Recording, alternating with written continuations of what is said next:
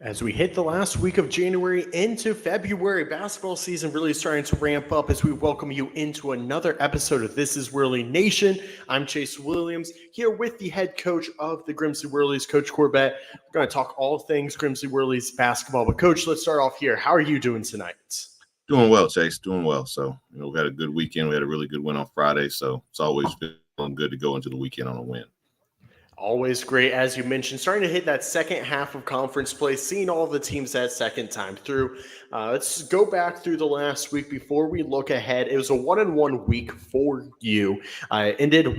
Started with the end of the first half, quote unquote, with that loss at Northern Guilford, a close game, 76-74, and then the victory Friday night at Southeast Guilford, which started the second half of conference play. Let's start with Tuesday. What did your team learn from the game at Northern?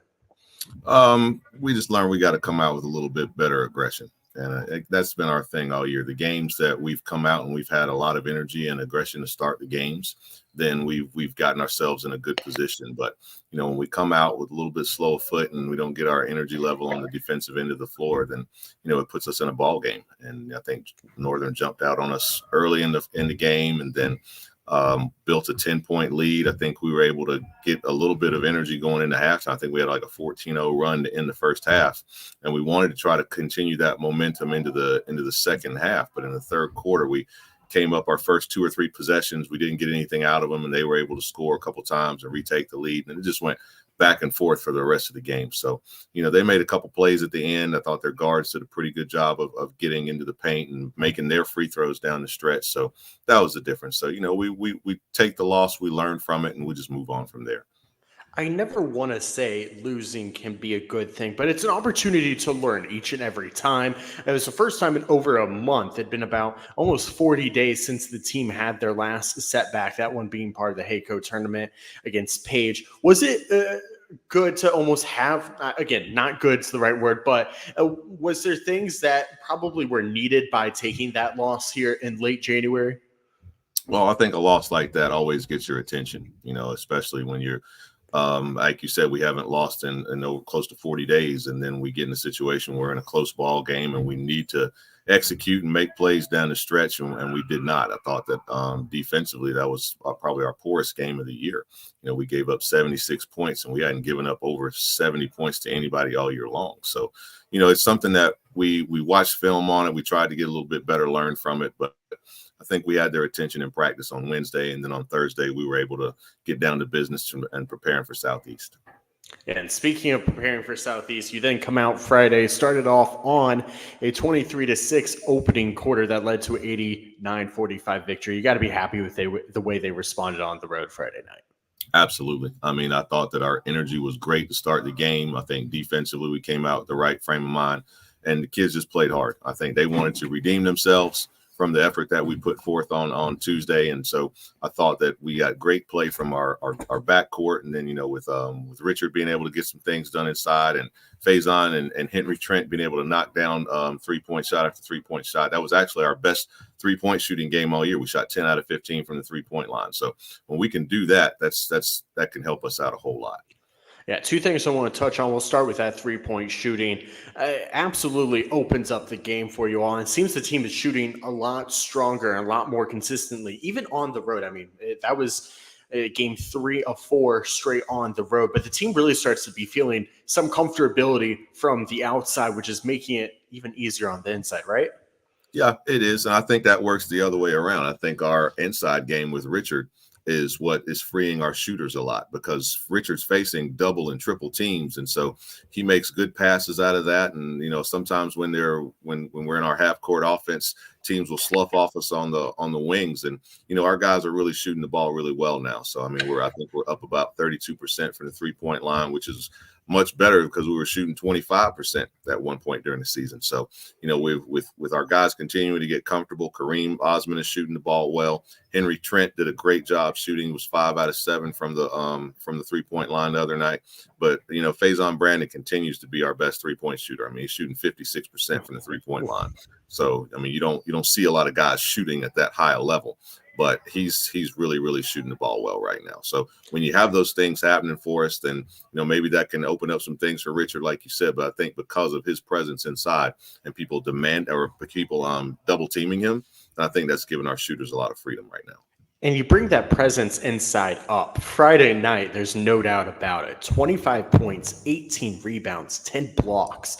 First triple-double, according to you all, since the early 80s for Grimsley basketball. I mean, it's almost like a weekly scenario we got to talk about with Richard and what he's done in the past week. But, I mean, that stat line, I remember, just hopping on Twitter Friday night and my jaw absolutely dropping out. I mean, he's been remarkable. Yeah, sometimes he's putting up video game numbers. I mean, with what he's doing, on Friday he was just in rhythm, and I think that we were able to get him the ball and on the low block, and he's been able to, focus on what he needs to do on the block and go from there. But he's also a great offensive rebounder. He may miss his shot, but then he'll go and get it. He knows exactly where it's coming off, and he'll go and get it and finish. So, Richard's been great for us all year long, but the triple double is amazing. I think when we talk to our historian on staff, Coach Cedric Coakley, he's the last one that had a triple double. So if people aren't familiar with Cedric Coakley was a bad boy when he was playing for Grimsley back in the 80s. I was a young kid, but I remember his name. I know he was All-State on the same team with Michael Jordan. So if you're on the same team with Michael Jordan with anything, then you're doing pretty dang good. So yeah, Ced knew what he was doing, and he said, Coach, I think the last one was me. So unless somebody can pull out the stats and prove us wrong, that's what we're gonna roll with. And then you also brought up Faison Brandon there and the way he's shooting from the outside game. Faison's a really special talent. Everyone knows that. But the way, first of all, his height, he can work on the inside. He can light it up from the outside. You mentioned that 56% from beyond the arc. And he can also work on the dribble. How nice is it to have a guy that can do it all? And that's not to say others can't. I mean, you've seen Richard go ahead and work off the dribble a little bit. You've seen him shoot some outside shots. You've seen Nick Keith do some amazing things, all types of different guys on the team. But really, I mean, the way Faison is just built, he is built to be, if you can stop him in one way, he'll just abuse you another way. And it feels like he's now slowly starting to get into that groove a little bit more as the second half of the season hits as well. Faison is the glue guy that holds us together. Because he can do so many things. He's scoring the ball when he wants. And he's not a selfish player. He's not trying to shoot every time. He feeds his teammates. He knows when to break the ball down and get to the basket, breaking people down off the dribble. He has freedom to get a rebound and bring the ball up the floor. So, I mean, he's done a tremendous job for us all year long. I mean, I think sometimes it goes without us saying as much as we should, but if we don't have Faison out there, we're in some trouble. So I'm so glad that he's out there with us, and he brings leadership as well. You got a guy who's a 4-star, 5-star quarterback. He knows how to lead, so he takes advantage of that on the basketball court as well. He does it in the locker room. He's in the gym right now as we speak. He's getting up more shots as we're talking right now. So Faison is a great kid. We love having him on our team. Love having him in our program because he does so many good things for us on both ends of the court. And is it helpful to almost have a plug and use guy? So, for example, let's say Richard gets in foul trouble. You can be like, Faison, you're going to run that 5 today, or hey, we're going to use you as a 1. How helpful is that to add another layer to this already dynamic Whirlies offense? No, it's great to have. I mean, to have a guy who can play 4 or 5 different positions like Faison can. I mean, it's a luxury that not a lot of teams have. So, we're very blessed to have him and his versatility and what he can do for us. So he can play 1 through 4, and sometimes if we needed a 5. But we're hoping that if we can get Bryce Davis back, then we'll be all right. But we'll see what happens with that soon. But Faison's done a tremendous job for us. And the depth could just keep continuing to grow for the Whirlies as we hit the second half of conference play. Let's take a step back and look at conference play as a whole. I mentioned you've now seen everyone you're going to see at least for the first time. Even Southeast you've seen for a second time. Seen Ragsdale 2 times, Page 2 times. Granted, those were partially because of of non-conference quote-unquote games and holiday tournaments. But how does things change as you face a team a second time? Obviously, you always have seen film on them, but now you're not just seeing film, but you also know how your guys match up in person and have that first game to rely upon. Yeah, well, that helps it out a lot, because you've seen what they can do and what they do against you in the first game. So you have to look at what worked for you, what didn't work for you, and then like we were watching film on Northwest a little bit earlier tonight, and we were looking at some of the adjustments that we're going to have to make because of the things that we saw in film. And it's not just in the game that we played against them; it's in watching film with them in their last couple games that they've played as well. Right now, Northwest is playing really well. They've won 3 out of their last 4 ball games. They're playing with a lot more confidence than we saw them earlier in the season. So we're hoping that some of the adjustments that we'll make and what we do defensively will work. But we also know going on the road is going to be a tough task. So anytime you're playing a team for a second time, you have to make sure that you rely on those adjustments that you make in film. But you have to also be prepared for the things that they're going to throw at you because they've seen you the first time and now they're going to make adjustments to what you're doing as well. So we've got to have our kids ready. We worked on a lot of things in practice today. So we're hoping that we're prepared tomorrow night when we go on the road to play Northwest. And so taking a look at this week, as you mentioned, starts tomorrow night, Tuesday night at Northwest Guilford, and then Friday you're back home against Ragsdale. That one will be on Tobacco Road Sports Radio. I'll have the call for you all.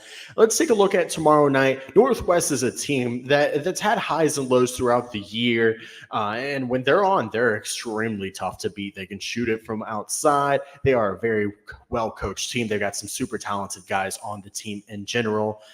You got to be expected for the highs of the highs and the best of the best tomorrow night, of course. Oh, absolutely. Coach Revis is one of the best coaches in the state. And so he's going to have his team ready to play and playing in a tough environment as well. We spoke about that in practice and in film as well. Playing over at Northwest is not an easy place to play. They have really good crowd support. Their fans are into the game. Student section is always pretty into it. So, playing in a tough and hostile environment is something that our kids are going to have to try to get used to as we get closer down the stretch. So we're hoping that a game like this can prepare us for maybe a conference tournament game or a playoff game on the road. You just never know. So we're taking this game extremely seriously, and we want to see what we can do on the road tomorrow at Northwest. And then Friday night, you're finally back home. It feels like it's been a really long time. And part of that is because a few weeks ago, we were just talking about how you were finally hitting the first true road game of the season. Now you've kind of had your first true road trip. About 2 weeks away from home, 4 games. How nice will it be to be back in the home gym Friday night against Ragsdale? It's great. Anytime you get to play a Friday night home game, I mean, that's always great. We should have a good crowd. Atmosphere has been really, really good with our crowds all year long. So, we're excited to get back home. I mean, it's one of those things where, like you said, when we've been playing on the road 3-4 straight games, it's something that you take for granted when you're not playing at home sometimes. So I think the kids are looking forward to it. We are too. We know we've got to get this first game at Northwest, but it's always great playing at home. I mean, Sawyer Gym is one of the best places of high school basketball in the state. So we're excited that we get to play here on the regular. And if you can't make it out to Sawyer Gym on Friday night, again, I'll have the call for you on Tobacco Road Sports Radio starting at 6 o'clock with the women's varsity game and the boys varsity game to follow afterwards. Coach, before we let you go, we're going to sit down with your assistant coach, Coach Kennard Moore. Talk to me a little bit about him and what he brings to the squad. Coach Moore he's an important part of what we do. One, he's a former Whirlie. He's a former player of mine. And I think that's always a little bit more special when you've been in the program, you've been where these kids are.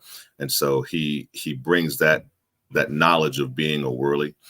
He also is a former Division I college basketball player. And a lot of these kids have aspirations to go play on the college level. Well, he knows what it takes to get there. He did a tremendous job at Southeast Missouri. Was one of the top scorers on their team when he was there. So, he brings that knowledge. He's had a little bit of overseas playing experience as well. So, when you have a guy like that on your staff, it's tremendous. And the kids love to talk to him. Sometimes when they don't want to talk to me because I've been yelling and barking at them in practice, they don't have any problem going to Coach Moore or Coach Davis and talking to them about what's going on. And, Coach Moore does a great job of staying in contact with the kids before games, after practice, sending them text messages, encouraging them all the time. So, we're really, really fortunate and lucky to have Coach Moore on our staff. Well, Coach, thank you so much for sitting down with us. Congratulations, moving up second all time in Grimsley basketball head coach victories. Got a little bit to go to get up to first, but you know what? Look, Coach Jamison's record is safe. All right. I mean, I can't coach here another 40 years to try to get another 400 wins. But just to be mentioned with Coach Jameson and Coach Weaver. Coach Weaver is a mentor of mine. He is a friend. Helped me out when I first got here to Grimsley. So just to be in the same breath with those two men, it's an honor and it's very humbling. Oh, Coach, thank you as always for sitting down with us. Thank you. We'll transition over now to assistant coach, Coach Moore here. Again, the Whirlies sitting currently at 13-4, 7-1 in conference play. You heard Coach Corbett mention it a little bit, but Coach Moore, a former Whirlie as well, played some college basketball. We'll talk to him about all of that. But let's start here first. Coach, how are you doing tonight? I'm doing good. You? I'm doing all right. Can't complain. Always great to talk about some Whirlie basketball. I've talked with past assistants the same question here on This Is Whirlie Nation, but talk to me kind of how I just asked Coach Corbett. Talk to me what it's like to coach under him and coach with him as part of his staff. He's been my mentor for a long time. If it wasn't for him, I wouldn't be where I am today. I really enjoy it. I learned a lot from him. One day I might be a head coach, but learning a lot from him is amazing.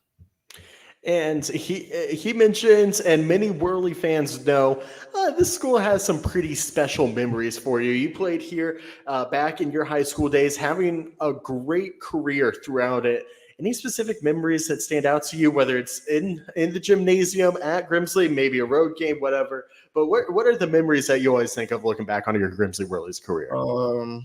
It's between the North Met game, sectional championship, or the RJ Reynolds, my senior year, beating them. And what was it about those memories that stand out? We was always the underdog. Both games, we was the underdog, and we had something to prove, and we proved it at that time. Is that something you'd like to kind of coach on to the players that now you're coaching for, keeping that underdog mentality? I mean, even if not everyone believes it, it is a great mentality to have each and every night and continuing to grow. Yes. I always tell them, don't take things for granted. Enjoy every moment. We're not going to be the best in the city and people's minds, but we like that mentality. So we got to prove people wrong in the city and in the state. And so comparing the playing memories to the coaching memories, how is it different for you? What's it like being on the opposite side of things now and being a coach on the coaching staff, the same place you were a player not that long ago? I enjoy being on the other side. I thought I'd never say this, but I enjoy coaching more than I played now. Why is that? Making a difference, seeing like what impact I have on the kids and the improvement they have every single day is I enjoy watching the growth. And similarly to the fact that talking about your favorite playing memories, what coaching memories stand out to you? Whether it's maybe a moment during practice, a certain game that you were just really proud of the guys after, whatever it may be. Every day. Every day I enjoy it. Every day is a memory. I never thought I'd be in this position because I said I never coached, but here I am. So every day is a memory for me. So you just mentioned, you said you would never coach. How did they get you to come coach then? I started at Southern Guilford. My cousin told me to help, and I was helping him, and he ended up tricking me into starting coaching the JV team. And after that first year, I felt like I loved it, so I just kept going. And this is something Coach Corbett also mentioned to us while talking about you. I mean, obviously playing at the college ranks at SEMO, having a great college career. There's lots of guys on this roster that want to play at the next level, whether it's D1, whether it's somewhere local, whatever it may be. How much do they really rely upon you, and how much do you feel that you want to spread that wisely and maybe stuff you wish you knew about that process when you were in their shoes? I tell them basically everything I went through and what it takes to get there, as far as practicing hard every day, mentally ready, things on and off the court. So I just tell them anything they ask, I tell them or give them advice on. And are there times where you are coaching up maybe a specific player, the team as a whole, where you're starting to realize things maybe that didn't click so much back in high school that now makes so much sense from the coaching perspective? Yes, everything. Because when I played, I thought I knew everything, but I didn't. And now I understand what coaches, parents, and other mentors was saying when they was talking to me about certain things in certain situations. Are the kids, the players, pretty good at taking that feedback since it was you just a few years ago and saying, hey, if he can say this, then I really should believe him?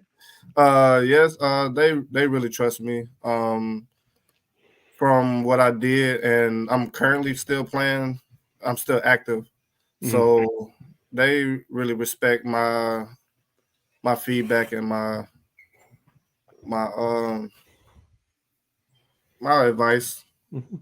Yeah, you mentioned still active, still playing around these days. Talk to us a little bit about that and that experience. Um, I just currently stopped playing semi-pro last year. Um, I play just adult leagues just to try to stay in shape. I gotta imagine you're one of those guys that get into the ball too when they can. I mean, an absolute bucket getter there at Grimsley. I'm assuming that's still true of these semi-pro leagues and adult leagues as well. Yes, the last time I played, I averaged 25, so Ooh. I'm okay. Yeah, okay. Well, I think a little more than okay. Speaking of okay, the Whirlies, they're all right. They're okay. 13-4, 7-1 in conference play. What's got them out to this great start, especially in Metro 4A play? Believing everything we say, trusting everything we say, and when we tell them something and they see a positive outcome, I think they really starting to believe. What's the next step for the team here as they go into the second half of conference play? The next step is getting better. We want to win the conference. We want to win the conference tournament. So we're taking it game by game. So the next step is beating Northwest tomorrow. And part of winning the conference, there's still an opportunity to outright win the regular season title as well. If everything goes to plan, it could be senior day matchup against Northern here in about 3 weeks that could decide the Metro 4A. How much does the team talk about still having control of their own destiny, especially for that regular season title? And that can just, of course, rampage on into the postseason and success on that level as well. The guys, they want it. Like I said, they really want it. And losing to Northern the first time, I think it gives them motivation. And I think more of a sense of urgency on the court from this day forward. So I really think they're ready. Do you think everything, including that loss in the last week's really going to boost them to another level of just great basketball, even though they've already been playing spectacularly? I think so. Anytime after a loss, it gives the kids motivation, I see. So, well, I don't want to lose another one, but I think it gave them a little bit more motivation. And finally, let's wrap up, have a little bit of fun. I mean, a bucket getter, as I mentioned with the Whirlies back in your high school days, bucket getters are personally my favorite players to watch. It's a lot of times Devin Booker, whether you love him or hate him on the NBA court, that I can't get enough. But who are, whether it's the college ranks, professional ranks, the teams, the players that you're following, tuning into when you can? I follow LeBron. Recently, I just started following Cody Williams at Colorado. I'm a Duke fan, so I follow everything. Are they getting the victory this weekend? Duke UNC, it's a big one. Yes. Yes. We'll have to touch on that next week on the show. It's the rivalry everyone's tuned into right now. But yes. It should be an absolutely great one. Coach, thank you so much for sitting down with us tonight. Yeah, no problem. Thank you for having me. Of course, it's always a pleasure. You've been listening to This is Whirlie Nation. The Grimsley Whirlies on the road tomorrow night. That one's at Northern Guilford, then back at home on Friday against Ragsdale. I have the call for you Friday night. You all have been listening to This Is Whirlie Nation, the Grimsley Whirlies Coaches Show.